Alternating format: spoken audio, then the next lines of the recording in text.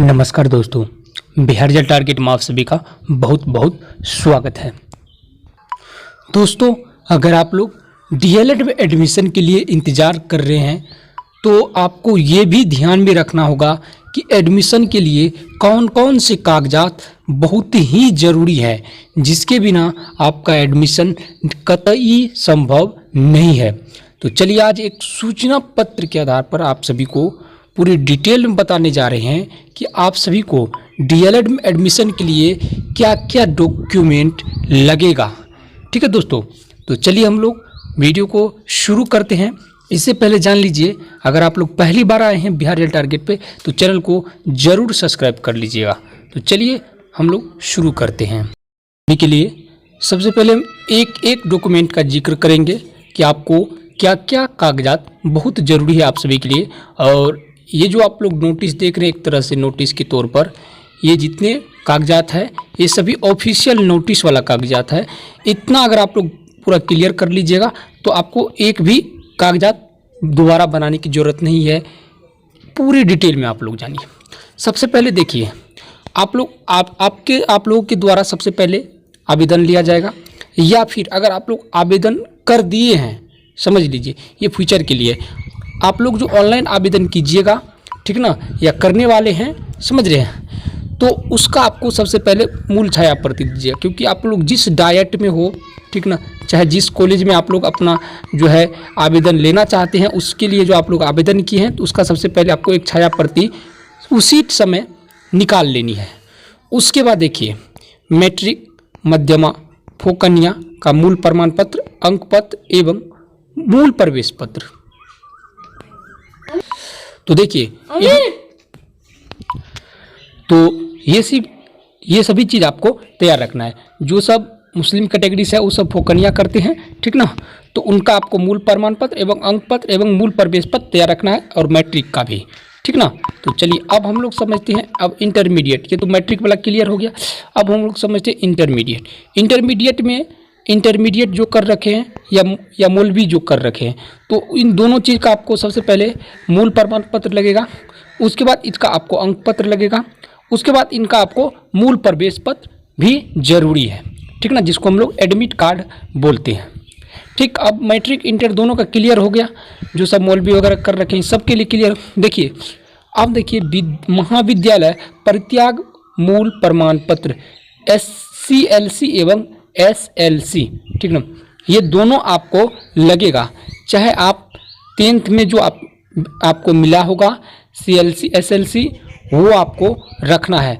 उसके बाद ये SLC 10th में होगा, उसके बाद जो कॉलेज का CLC होगा, ठीक ना, वो भी आपको तैयार रखना है। दोनों का, मैट्रिक और आपका कॉलेज जो होगा इंटर का, उनका CLC भी ज़रूरी है। ये चीज़ आपको रखना आवश्यक है। ठीक, चलिए अब नेक्स्ट बात है। अब देखिए, आवश्यक प्रमाण पत्र एवं जाति प्रमाण पत्र आरक्षण कोटि के अनुसार, ठीक ना, आपका आवश्यक प्रमाण पत्र चाहिए एवं जाति प्रमाण पत्र।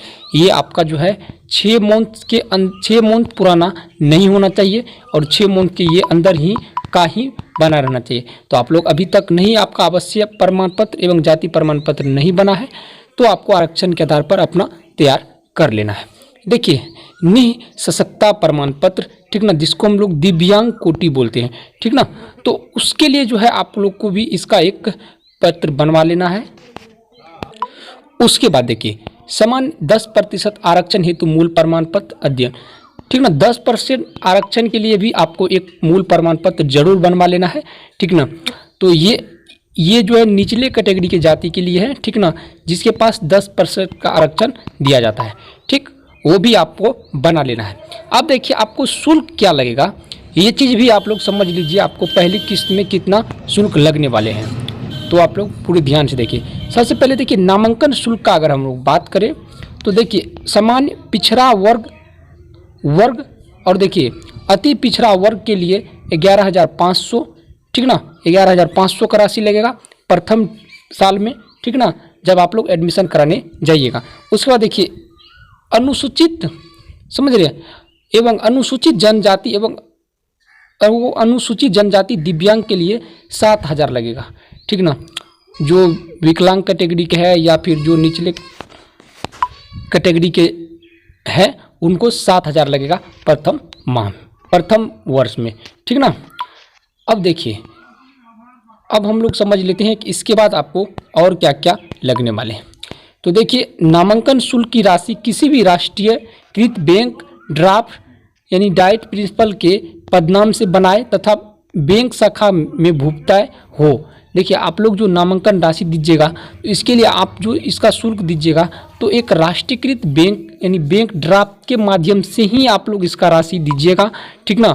और ये जाके आप लोग अच्छा से कॉलेज में पता कर लीजिएगा, और जो है प्रिंसिपल के नाम के जो कॉलेज डाइट के प्रिंसिपल होंगे उसके नाम से ही रखना है, ताकि आपको फ्यूचर में किसी भी प्रकार का दिक्कत ना हो, ठीक ना। और इसके जो पीछे वाले साइड होता है उसके हिस्से पर अपना नाम वगैरह लिख करके, ठीक ना, उसका जो है आपको कॉपी करा के रख लेना है, ताकि आपको फ्यूचर में किसी भी प्रकार के दिक्कत का सामना न करना पड़े। समझिए। अब देखिए, नवीनतम फोटो, देखिए आपको जो पासपोर्ट साइज फोटो लगता है ये चाहिए, और देखिए आपको स्टाम्प साइज फोटो भी लगेगा।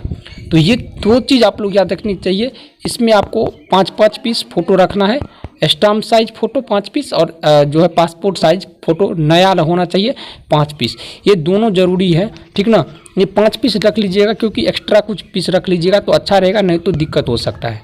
चलिए, अब हम लोग समझते हैं कि देखिए सभी शैक्षणिक प्रमाण पत्रों की आस्था, समझ रहे हैं, सभी शैक्षणिक प्रमाण पत्र की आस्था भी प्रमाणित छाया प्रति, समझ रहे हैं, सभी जितना भी आपका शैक्षणिक पत्र है उस सब का एक आपको जो है 3 प्रतियों में, सभी का जितना भी आपको बताए हैं डॉक्यूमेंट सबका 3 प्रति में आपको छाया प्रति बना लेना है, जिसका 2 फाइल बांधने वाला तैयार कर लेना है। एक फाइल में तीनों छाया प्रति एवं एक फाइल में सभी शैक्षणिक मूल प्रमाण पत्र के साथ हो, ठीक ना। देखिए, एक में देखिए सबसे पहले तो देखिए आप जो है यहाँ पे नहीं समझे होंगे तो समझ लीजिए, आप जो छाया प्रति कराएं सबका 3-3, उसका एक फाइल आपको बांधने वाला तैयार कर लेना है।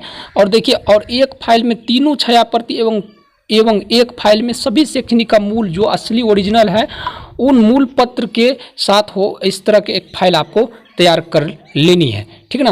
अब देखिए, कार्यपालक दंडाधिकारी संबंधित अनुमंडल पदाधिकारी के द्वारा शैक्षणिक प्रमाण पत्र सही होने के संबंध में एक शपथ पत्र आपको भी तैयार करवा लेनी है। वहाँ पे जाकर के आप जितने भी आपके पास डॉक्यूमेंट बताए हैं सबका एक ओरिजिनल शपथ पत्र के साथ एक आपको शपथ पत्र बना लेना है, ठीक ना। उस सही प्रमाण के साथ एक शपथ पत्र भी आपको जरूरी होगा, ताकि आप पर किसी प्रकार के आगे दिक्कत न हो, समझे। निर्धारित तिथि तक नामांकन नहीं कराने, देखिए अगर आप लोग डेट निर्धारित है उस पर अगर नामांकन नहीं करवाते हैं तो अपेक्षित प्रमाण पत्र की भी मान्यता अवैध स्थिति में रद्द किया जा सकता है, ठीक ना।